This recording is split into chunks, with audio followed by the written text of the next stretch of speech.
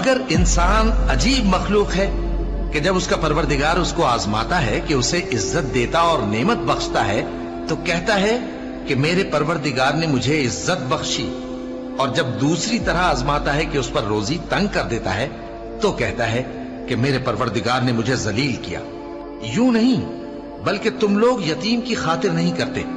और न मिस्कीन को खाना खिलाने की तरगीब देते हो, और मीरास के माल को समेट कर खा जाते हो और माल को बहुत ही अजीज रखते हो। यूं नहीं, जब जमीन कूट कूट कर बराबर कर दी जाएगी और तुम्हारा परवरदिगार जलवा फरमा होगा और फरिश्ते कितार दर कितार आ जाएंगे और दोज़ख उस दिन सामने लाई जाएगी, तो इंसान उस दिन सोचेगा, मगर अब सोचने से उसे फायदा कहां मिल सकेगा। कहेगा, काश मैंने अपनी इस जिंदगी के लिए कुछ आगे भेजा होता।